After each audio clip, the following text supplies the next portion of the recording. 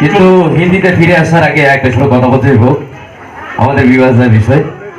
মানে কথাটা হচ্ছে এনার লাইফের সঙ্গে জড়িত, গান বাজনা জগতের সঙ্গে জড়িত। একদিন মানে সেপ্টেম্বর মাসে 2011 একটা হঠাৎ ফোন আসা হলো বিভাগের কাছে 93.5 রেড এফএম থেকে। ফোন এসে এনাকে ফোন করেছে মিস্টার অভিষেক আর যে ফোন করে বলছে কি বিভাস দা, আমরা আপনার একটু টাইম দরকার। সে টাইমটা মানে হচ্ছে আপনার একটা ইন্টারভিউ নেওয়া হবে। তো ইন্টারভিউ এনার সিলেকশন করা যায়। ইন্টারভিউ ইনি যে সময় দিয়েছেন 8 ঘন্টার একটা ইন্টারভিউ হলো। বিভাস দা আসুন, এই কথা আপনার বিষয়।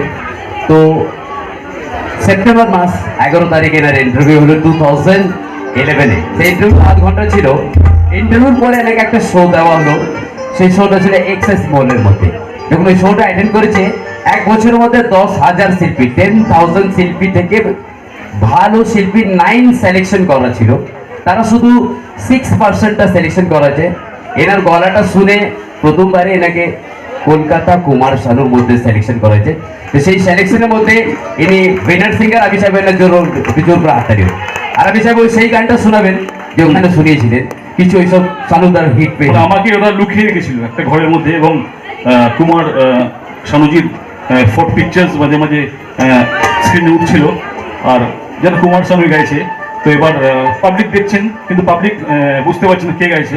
একটা আমার ডেফিনেটলি অনেক বড় অ্যাচিভমেন্ট, এবং এও সেই অনুষ্ঠানে ছিল। কলকাতার জলিল এবার আখ্যা উপাধি পেয়েছেন।